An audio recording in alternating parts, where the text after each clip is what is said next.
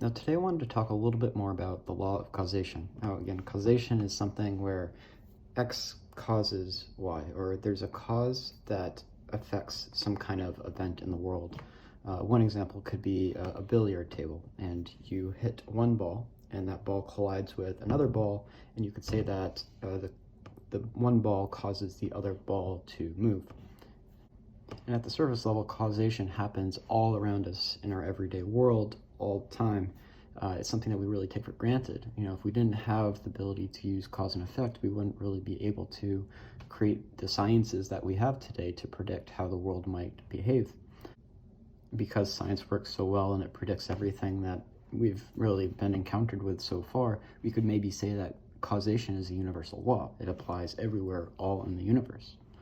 Now let's consider an example. Let's say I have an apple in my hand and I drop it and it falls because the law of gravity causes the apple to fall to the ground. How can I be certain that tomorrow, if I do the same thing, that the apple will fall because of the law of gravity again?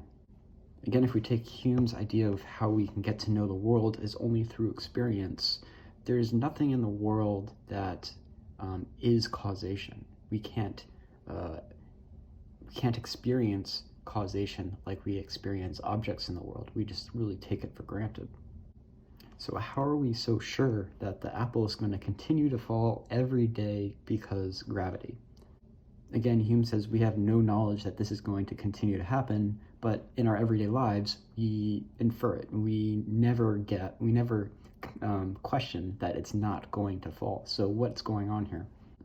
Now, according to Hume, and this is a pretty controversial way of looking at it, he says that the law of causation actually, it doesn't actually exist.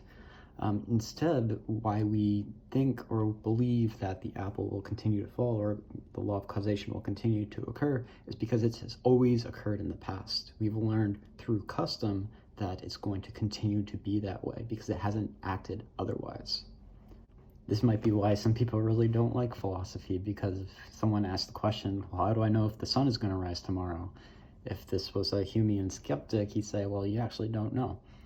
But these kind of questions and that kind of knowledge really aren't practical in our everyday lives, even if they are sort of weird and interesting. Now, Kant, on the other hand, actually argues that the law of causation does exist in some means. However, it doesn't exist in the way that we think in our everyday lives that it exists. The law of gravity and the law of causation aren't things that are inherent in the world that are outside of us. Instead, these laws are intrinsic in our own understanding of the world. In other words, it's because we understand the world in a certain way that these laws are constitutive of that.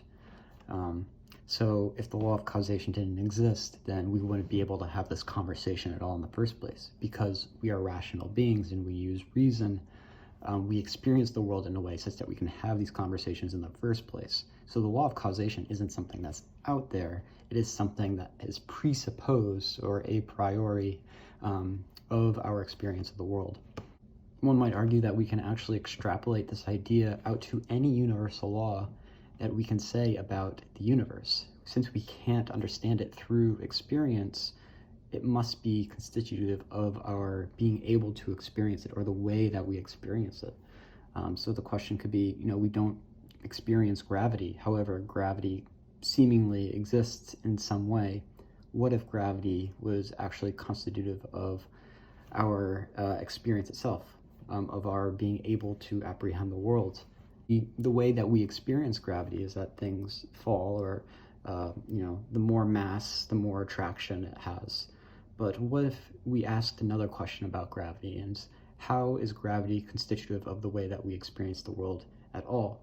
If we look at relativity, we see that gravity is actually linked with space-time, in that it warps space-time, so it's somehow connected with space-time. And Kant actually argues that the concepts of space and time are constitutive of our experience in the world, meaning that we wouldn't be able to experience the world if it wasn't for space and time. So one could actually make the argument that gravity is linked in a way with space and time that makes it necessary for it to exist in order for us to experience the world with our reason and our capacities.